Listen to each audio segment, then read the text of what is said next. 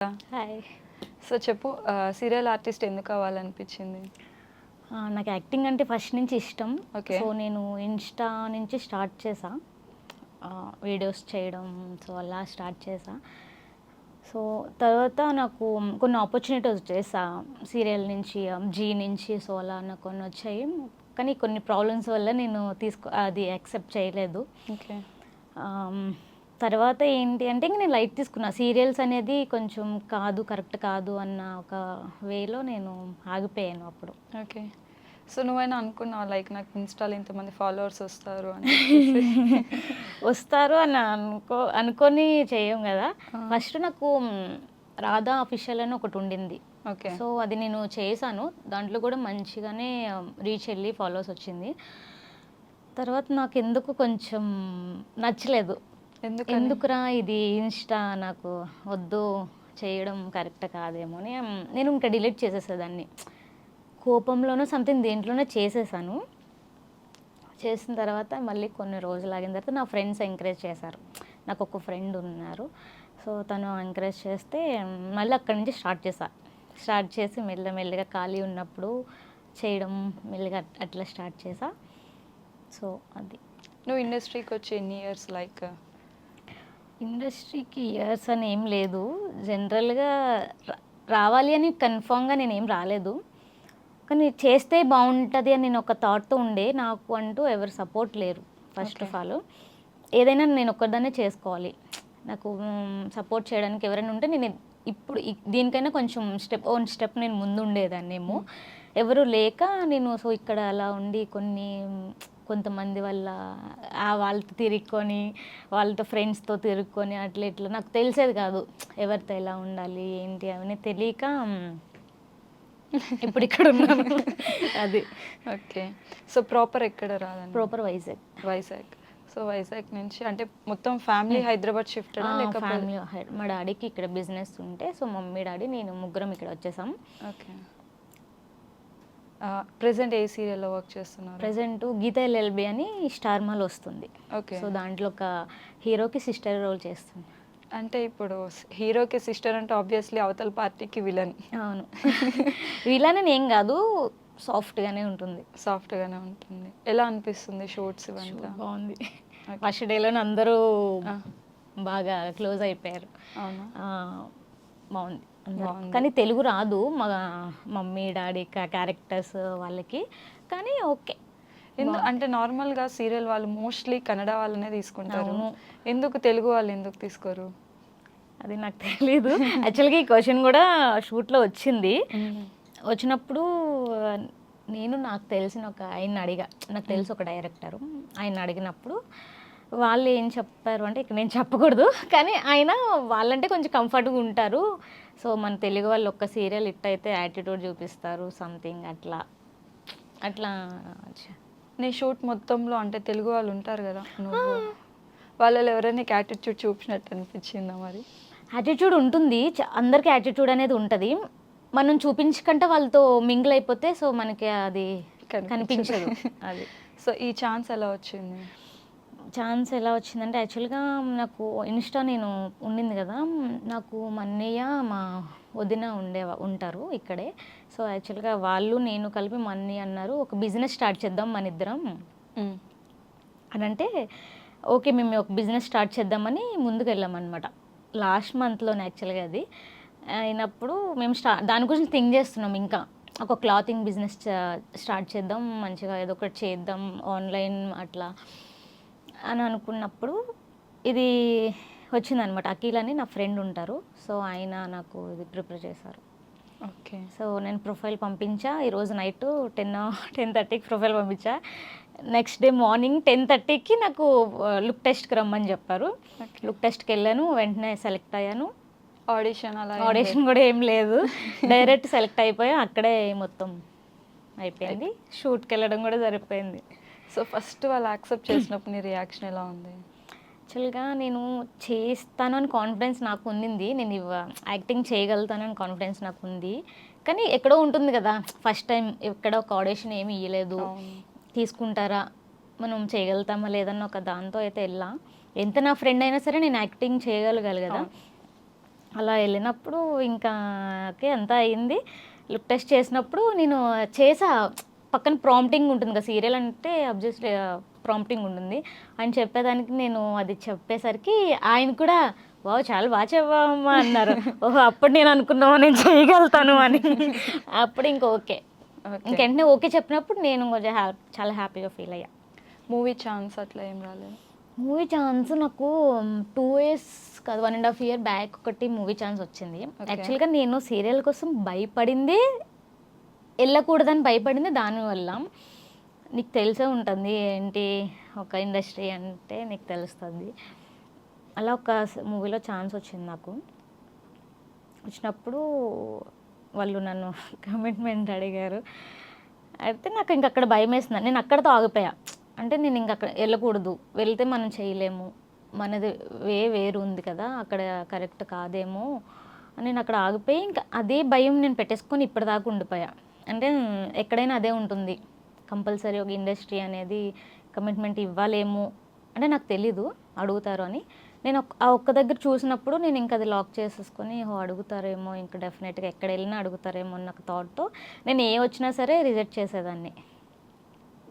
మరి అయితే సీరియల్ అప్పుడు మరి ఎవరు ఎవరు నార్మల్గా నేను విన్నది ఏంటంటే సీరియల్స్ కూడా అడుగుతారు కమిట్మెంట్స్. అడుగుతారు అంట, ఏమో నాకు తెలియదు. ఇప్పుడు నాకు తెలియదు, ఏమో నా ఫ్రెండ్ ద్వారా నేను వెళ్ళానేమో అని అడగలేదేమో నాకు తెలీదు. ఎందుకంటే నేను ఫేస్ చేయలేదు కదా. ఓకే, సో రాధాకి ఒక లవ్ ఉందని తెలిసింది. నాకా? నీకే. రాధా అంటే నువ్వే కదా. లవ్ అందరికీ ఉంటుంది. ఓకే, నాకు ఉండొచ్చేమో కానీ లేదు, ఇప్పుడు లేదు, ప్రెసెంట్ లేదు. నిజం చెప్పప్పా. నిజంగా లేదు. ఓకే, ఎందుకని? రాధా కరెక్ట్గా రాలేదా? నాకు సెట్ అవ్వదు. ఎందుకు అంటే నాకు నచ్చిన వాళ్ళకి నేను నచ్చును, నేను నచ్చిన వాళ్ళు నాకు నచ్చరు. అట్లా డిఫరెన్స్ వల్ల ఇద్దరికి సెట్ అవ్వదు. లైక్ ఇండస్ట్రీలోకి వస్తున్నాం అంటే ఆబ్వియస్లీ పేరెంట్స్ దగ్గర నుంచి అబ్జెక్షన్స్ అయితే వస్తాయి. మరి అలా నీకు ఎప్పుడు నో? మమ్మీ నాకు ఫుల్ సపోర్ట్. ఓకే, డాడీ లేరు. ఓకే, సో డాడీ ఉన్నప్పుడు అసలు సపోర్ట్ చేసేవాళ్ళు కాదు నాకు. అంటే నా ఫ్యామిలీకి ఇది కరెక్ట్ ఎవరు చేయలేదు. నా ఫ్యామిలీలో ఇదే నేను ఫస్ట్. నా ఫ్యామిలీ అంతట్లో నేనే ఈ ఫీల్డ్లోకి వచ్చా. సో నా ఫ్యామిలీ ఎవరికి ఇష్టం లేదు అట్లా ఇలాంటి షూటింగ్స్, ఇట్లా యాక్టింగ్ అవన్నీ ఎవరికి ఇష్టం లేదు.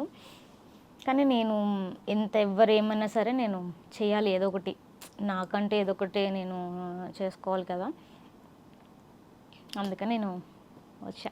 ఓకే, సో అంటే నెక్స్ట్ ఇంకా ఇది ఒక్క సీరియల్నా లేకపోతే ఇంకేమన్నా? ఉన్నాయి, ఇంకో 2 projects ఉన్నాయి. ఓకే, అవి స్టార్ట్ అవుతాయి ఇంకా త్వరలో. సరే, నీకు సెట్ కాలేదు అని అంటున్నావు వచ్చేవాళ్ళు. మరి రాధాకి ఎలాంటి అబ్బాయి కావాలో చెప్పు. రాధకి కృష్ణుడు కావాలా? రాధకి అబ్బాయి వద్దు. ఎందుకు? ఎందుకు అంటే వద్దు అంతే. అంటే ఇప్పుడు నేను ఫస్ట్ ఎందుకు అంటే నేను చాలా చూసేసానండి. మీన్స్ చాలామంది చూశాను కదా. ఎందుకు నాకు ఫ్రెండ్స్ మీద వాల్యూ లేదు నాకు. ఎందుకంటే ఫ్రెండ్స్ అంటే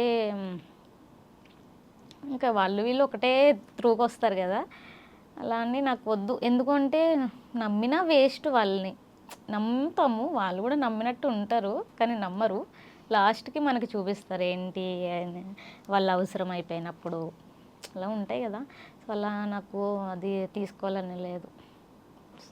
ఫ్రెండ్స్ వాళ్ళు ఏమన్నా ఫేస్ చేసిన సిచ్యువేషన్స్ ఉన్నాయా? ఫ్రెండ్స్ ఉన్నాయి సిచ్యువేషన్స్ అంటే ఏం కాదు. ఫ్రెండ్స్ని నమ్మొద్దు అసలు. అదేంటది అంత పెద్ద స్టేట్మెంట్ ఇచ్చేసి ఫ్రెండ్స్ నమ్మొద్దు అని చెప్పి? ఏమో ఎవరి బాండింగ్ వాళ్ళకు ఉంటుంది. నాకైతే ఫ్రెండ్స్ మీద లేదు, నాకు ఇష్టం లేదు ఫ్రెండ్స్ అనేది అసలు. అంటే నీకు ఇప్పుడు సీరియల్లో ఛాన్స్ వచ్చిందే ఒక ఫ్రెండ్ వల్ల, మరి ఫ్రెండ్స్నే నమ్మొద్దు అని అంటే ఇప్పుడు నాకు అబ్బాయి 3 years బ్యాక్ నుంచి నాకు ఫ్రెండ్. ఓకే, సో అప్పుడు వాళ్ళతో నేను ఉండేదాన్ని ఫుల్గా. అంటే అప్పుడు నేను చాలా తిరిగేదాన్ని తెలుసా. అసలు రాదన్న అమ్మాయి ఇంకా నాకు ఎంజాయ్మెంట్ అయ్యే ఉండేది. నాకు ఏంటి అనేది తెలిసేది కాదు అప్పట్లో. అప్పుడు వల్ల కొన్ని 2 years బ్యాక్ వల్ల చాలా ఫేస్ చేశా. సో అప్పుడు తను నా ఫ్రెండు, తర్వాత కాంటాక్ట్ లేదు మా ఇద్దరికి. లేకపోతే సో అబ్బాయి నన్ను ఎప్పుడూ అంటూ ఉంటాడు, అరే నువ్వు బాగుంటావురా, నువ్వు ఎందుకు ఏం చెయ్యవు, నువ్వు ఏదైనా ట్రై చేయొచ్చు కదా, సీరియల్స్లో ఏదైనా చేయొచ్చు కదా అంటే, లేదులే నాకు సెట్ అవ్వదు అదంతా అని లైట్ తీసుకునేదాన్ని. తను ఎప్పుడు నాకు ఒక 6 months బ్యాక్ నుంచి నాకు మెసేజ్ చేస్తూ ఉంటారు, అరే చెయ్యరా చెయ్యరా ఏదో ఒకటి చెయ్యరా, నేను ఉన్నాను, నేను చేపిస్తాను నీకు అని చెప్పేవాళ్ళు. తను అరే వదిలేండి పర్లేదు అని అంటే ఇంకా అలా అలా ఓకే. నేను తనతో ఎప్పుడు బాండింగ్ అనేది ఏం లేదు, నాకు తెలుసు ఫ్రెండ్ అంతే. అంతే కానీ డీప్గా ఏం లేదు. నేను డీప్గా చూసిన వాళ్ళు నన్ను మోసం అనాలో దాన్ని ఏమనాలో ఇంకా తెలీదు. మోసం అంటే ఏ పరంగా అంటే ఇంకా అంతే, ఫ్రెండ్స్ ఏమో నాకు కరెక్ట్ కాదు ఫ్రెండ్స్. సో ఇంకా పెళ్ళి ఏమొద్దంటావు? పెళ్ళి ఇప్పుడు వద్దు, ఇంకొంచెం సెట్ అయ్యాక లైఫ్లో. ఇప్పుడు ఒక 30 వచ్చాక? నాకు 30 ఉంటాయా? నాకు జస్ట్ చాలా చిన్నపిల్లని నేను. ఎంత, ఒక 12?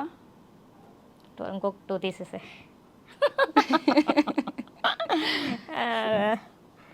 అట్లా అందుకని కొంచెం నాకు ఫ్రెండ్స్ అంటే ఇష్టం లేదు. ఇష్టము అంటే నాకు ఉండాలి, ఎలా లైఫ్ అంతా ఉండాలి ఫ్రెండ్ అనేది. సగం సగంలో అంటే ఇద్దరి ప్రాబ్లమ్స్ ఉండొచ్చు, తనకి నేను నచ్చకపోతే కొన్ని రోజుల తర్వాత తనని, కానీ అది భరించేదే ఫ్రెండ్ కదా, అది అర్థం చేసుకొని మూవ్ ఆన్ అయ్యేది ఫ్రెండ్స్. సో ఈ రోజుల్లో అలా ఎవరు లేరు. నాకు దొరికారు బాబు, నాకున్నారు అట్లా. ఉన్నారా? ఉన్నారు. సూపర్, నువ్వు అయితే. అట్లా నాకు అదే ఒక 2-3 ఫ్రెండ్స్ అంతే, వాళ్ళతోనే ఏదైనా. వాళ్ళు కూడా మా వైజాగ్. కానీ ప్రాపర్ నాకు అర్థం కాదు, మొత్తం వైజాగ్ బ్యాచ్ అంతా ఇక్కడనే ఉన్నట్టున్నారు కదా ఆర్టిస్ట్ స్థానంలో. ఎవరూ లేకపోతే ఏముంటుందని మేము వచ్చేసాం అన్నమాట. మొత్తం ఏ ఆర్టిస్ట్ని పట్టుకున్నా, లేకపోతే మీరు ప్రాపర్ ఎక్కడంటే వైజాగ్ అంటున్నారు. అవును, వైజాగ్ లేకపోతే ఏం లేదు కదా. వైజాగ్ అంటే ఇంకా అంతే. ఓకే. సో ఇన్ ఇయర్స్లో ఎప్పుడైనా రిగ్రెట్ ఫీల్ అవ్వడం, అంటే ఇది చేయకపోయి ఉంటే బాగుండేది అని ఎప్పుడైనా ఫీల్ అయిన డేస్ ఉన్నాయా? నేనా? నువ్వే. ఏం లేదు, నేను అలా ఎప్పుడు ఏం చేయలేదు. అంటే ఇప్పుడే కదా లవ్ చేశాను, అది చేయకపో. నేను లవ్ చేశానని చెప్పలేదు. లవ్ చేయదానని చెప్పలేదు, చేయలేదు. చేయకుండానే అంటే చేశాను, కానీ వన్ సైడ్ లవ్ అది. అంటే అవతల సైడ్ నుంచి ఇతల సైడ్ నుంచా? తనకు తెలుసు, ఓకే, కానీ తెలియనట్టు. తనకు తెలుసు బట్ తనకు తెలియదు అంతే. తెలిసి కూడా తనకి ఇష్టం లేదో మరి ఏంటో తెలియదు మనకి, మనం కూడా ఇంకా లైట్. ఓకే, అంతేనా? నెక్స్ట్ ఇంకా ఏమేమి ప్రాజెక్ట్స్? మూవీలో ఛాన్స్ వస్తే? మూవీ చెయ్యవు. వితౌట్ కమిట్మెంట్ మంచి ఛాన్స్ వచ్చింది, మంచిది ఏదైనా పెద్దదైతే అందులో అది డైలాగ్స్ ఉండాలి, మనం వెళ్ళి చూపించాలి, ఏందో చిన్న పక్కగా అట్లా వద్దు, చేస్తా. అది కూడా నాకు ఓకే అనిపించి బాగుంది, పెద్ద మూవీ అలా ఏదైనా చిన్నగా వస్తే చేస్తా. ఓకే. ఇప్పుడు చాలామంది బిగ్ బాస్కి ఎంట్రీ అయితే ఇస్తున్నారు. నెక్స్ట్ బిగ్ బాస్ 9లో రాదా కనిపిస్తుంది?